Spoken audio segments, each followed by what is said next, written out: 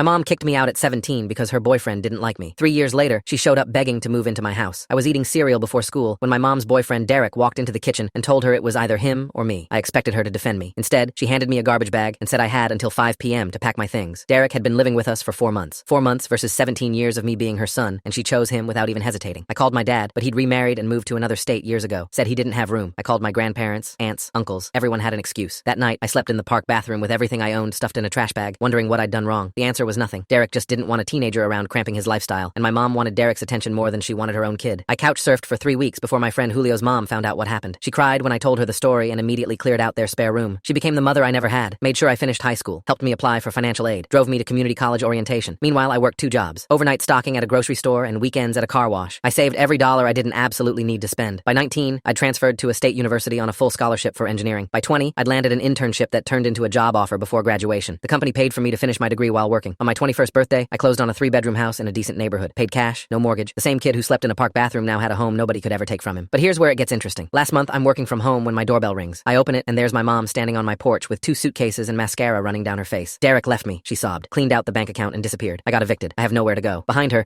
I could see an Uber driver waiting to make sure she got inside safely. I just stared at her. This woman who threw me away like garbage was now standing on the doorstep of the house I'd built from nothing, expecting me to save her. She pushed past me into the living room and immediately started commenting on how nice everything was. She asked which bedroom would be hers. I told her she needed to leave. She laughed like I was joking. When she realized I wasn't, her face twisted into something ugly. After everything I did for you, she spat. I raised you for 17 years. You owe me. I reminded her that she also kicked me out with a garbage bag and let me become homeless as a teenager. She waved her hand dismissively. That was Derek's idea. I never wanted that. Besides, it clearly worked out fine for you. Look at this place. She actually gestured around my living room like my success justified her abandonment. Like the trauma of being thrown away by my own mother was acceptable because I'd managed to survive it. That's when my front door opened and Julio's mom walked in. She'd been coming over for Sunday dinner like she did every week. She took one look at my mother and her expression went ice cold. My mom immediately tried the victim act, started crying about how her son was abandoning her just like everyone else. Julio's mom set down her grocery bags slowly. She looked at my mother and said, I remember when I found him sleeping in my son's closet because he was too ashamed to ask for help. 17 years old, thrown out like trash. I'm the one who held him when he cried. I'm the one who went to his graduation. Where were you? My mom stammered something about circumstances and difficult choices, but Julio's mom wasn't finished. She pulled out her phone and showed my mother a photo. It was me at my college graduation, holding my diploma, with Julio's mom standing beside me beaming. She'd framed that same photo in her house. I may not have given birth to him, she said quietly, but I'm his mother in every way that matters, and you don't get to come back now that he's successful and pretend you didn't throw him away. My mom's face crumpled. She grabbed her suitcases and called another Uber. She still texts me sometimes asking for money. I never respond.